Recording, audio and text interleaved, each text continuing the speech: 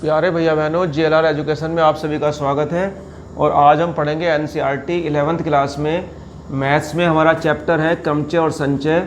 और उस क्रमचय संचय में जो हमारा टॉपिक संचय होता है, जिसे हम कॉम्बिनेशन कहते हैं, उसमें हम पास्कल का नियम पढ़ेंगे। तो पास्कल का नियम क्या है? पास्कल के नियम में होता है NCR, अर्थात n वस्तुओं में से हमें r वस्तु लेनी है plus NCR-1 is equal to n+1 CR। इसे हमें सिद्ध करना है। ये बहुत बार बोर्ड परीक्षा में पूछा जाता है। जब पहले बोर्ड परीक्षा में था ये, और लोकल क्लास में भी बहुत आता है। मोस्ट इम्पोर्टेंट क्वेश्चन है ये, वेरी वेरी मोस्ट है ये। तो यहाँ ध्यान से देखेंगे, यहाँ ऊपर दोनों में n है, तो जब इसका हमें आंसर लाएंगे तो ऊपर n में एक प्लस हो जाएगा n+1, और नीचे जो वैल्यू दे रखी है वो एक r है और एक r-1 है। तो यहाँ जो बड़ी वैल्यू होगी r, उस r को लिखेंगे। तो इस प्रकार हम कर सकते हैं। तो ये पास्कल के नियम में हम इसे सिद्ध करना है NCR प्लस NCR-1 बराबर n+1 CR। तो इसे मैं हल करूँगा तो LHS हम इसका लेंगे। सबसे पहले एक समझने वाली बात यह है कि जैसे NCR लिखा मैंने, तो हम NCR को किस प्रकार हल करेंगे? इसे हम लिखते हैं n वस्तुओं में से r वस्तु लेनी है, अर्थात n फैक्टोरियल लिखेंगे हम। फैक्टोरियल का मतलब होता है एक लाइन बना के एक बिंदा बना देंगे इसके बीच में, अपॉन फिर लिखेंगे r का फैक्टोरियल, और फिर n में से r माइनस करके लिखेंगे n-r का फैक्टोरियल। अब बात आती है कि फैक्टोरियल क्या होता है। तो जैसे मैं बताना चाहूँगा आपको फैक्टोरियल कैसे होता है। मान लो हमारे पास लिखा है फैक्टोरियल 5, तो इसका मतलब होता है 5 को हम लास्ट तक लिखेंगे डिसेंडिंग ऑर्डर में 1 तक, 5 4 3 2 1। तो इस प्रकार से हम फैक्टोरियल कहते हैं, घटते क्रम में लिखना। तो मेरे पास यहाँ है NCR, तो मैं लिखूँगा फैक्टोरियल n, फिर लिखूँगा फैक्टोरियल r, फिर लिखूँगा n-r का फैक्टोरियल। इसी प्रकार मैं लिखूँगा फैक्टोरियल n r-1 का फैक्टोरियल, और n-r, और माइनस से अंदर जाएगा इसके तो +1 हो जाएगा n-r+1 का फैक्टोरियल। इसके पश्चात हम n फैक्टोरियल यहाँ भी है, यहाँ भी है, सही लिखा हुआ है, लेकिन यहाँ r लिखा है फैक्टोरियल, यहाँ r-1 लिखा है। तो इसमें होता क्या है, जो बड़ा फैक्टोरियल होता है, बड़ी संख्या होती है, उसे हम एक्सपेंड करते हैं, उसे हम प्रसारित करते हैं। तो मेरे पास यहाँ एक तो r-1 है और एक r है। तो r बड़ा है तो इसलिए मैं r को खोलता हूँ, प्रसार करता हूँ इसका फैक्टोरियल का। r लिखूँगा और r के बाद में लिखूँगा एक कम करके, जैसे मैंने यहाँ लिखा था 5, तो 5 को मैं ऐसे भी लिख सकता हूँ, 5 और 5 से एक कम कर दूंगा, 4 लिख कर यहाँ फैक्टोरियल लगा दूंगा। तो इसी प्रकार से मैं r को लिखूंगा r, और r-1 एक कम कर दूंगा, फैक्टोरियल लगा दूंगा। n-r सही लिखा है, यहाँ ये सब सही लिखा है। अब ये n-r+1 है, तो ये जो है ये n-r से बड़ा है, तो मैं इधर जो है मैं इसे प्रसारित करूँगा। तो n-r+1 तो सही लिखा है, लेकिन इसका जो नेक्स्ट पद होगा उसमें हम एक कम कर देंगे, ये n-r का फैक्टोरियल हो जाएगा। अब आप यहाँ देखेंगे जो चीज़ कॉमन है उसे कॉमन निकाल लेंगे। फैक्टोरियल n दोनों में है, r-1 दोनों में है, और n-r दोनों में है। तो मेरे पास बचेगा 1/r प्लस यहाँ से बचेगा 1/n-r+1। यहाँ से हम एलसीएम ले लेंगे r n-r+1, ये इधर आ जाएगा n-r+1, और r इधर आ जाएगा, r से r कट जाएगा। तो ये हो जाएगा n+1। अब देखो n+1 जो है वो बड़ा है n से, तो मैं n+1 को n से पहले लिख लूँगा फैक्टोरियल से। यहाँ लिख लूँगा n+1 फैक्टोरियल n। यहाँ देखो ध्यान से, r जो है वो बड़ा है r-1 से, तो मैं r-1 से पहले लिख लूँगा इसे।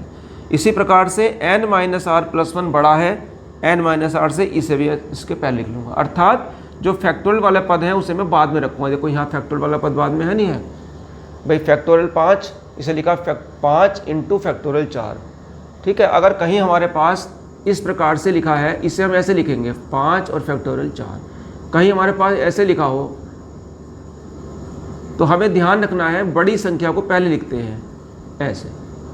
तो देखो इसी प्रकार से हमने यहाँ पहले लिखा है, तो यहाँ हमारे पास हो जाएगा। अब हम इसे हटा देंगे n को, क्योंकि जैसे मान लो मैंने लिखा था यो फैक्टोरियल 5 को लिखा था 5 और 4 का फैक्टोरियल, तो मैं यहाँ से अगर इसे 4 को हटा दूंगा तो ये क्या बन जाएगा, फैक्टोरियल 5। तो बड़ी संख्या को लिखते हैं। अब हम n को हटा देंगे, इसे लिखेंगे n+1 का फैक्टोरियल। यहाँ इसे हटा देंगे, इसे लिखेंगे r का फैक्टोरियल, और यहाँ हम n-r को हटा देंगे, लिखेंगे n-r+1 का फैक्टोरियल। तो ये फॉर्मूला बन जाएगा हमारे पास n+1 CR। अगर ध्यान से देखोगे आप तो देखो n+1 का फैक्टोरियल ही हो रखा ऊपर, r का फैक्टोरियल ही हो रखा, और जब मैं इसमें से माइनस करूँगा तो ये रखा।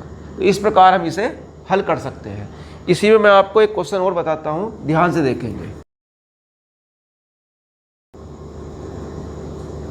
2nC3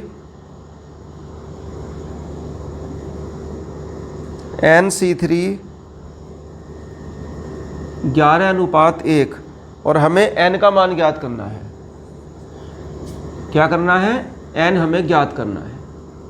तो ध्यान से देखेंगे, मैं इसे लिख सकता हूँ 2n का फैक्टोरियल, इसे लिखूँगा 3 का फैक्टोरियल, इसे लिखूँगा 2n-3 का फैक्टोरियल, इसके बटे में मैं इसे लिखूँगा n का फैक्टोरियल, इसे लिखूँगा मैं 3 का फैक्टोरियल, इसे लिखूँगा n-3।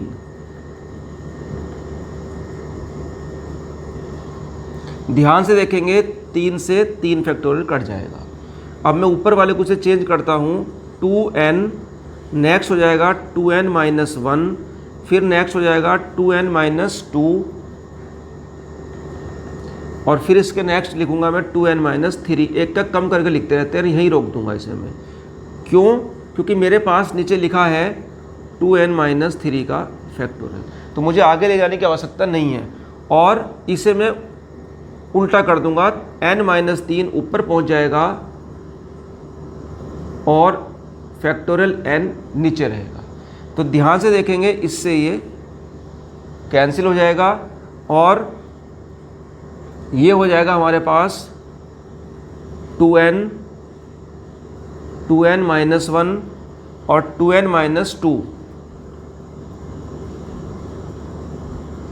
ठीक। और ये हमारे पास है n-3 का फैक्टोरियल,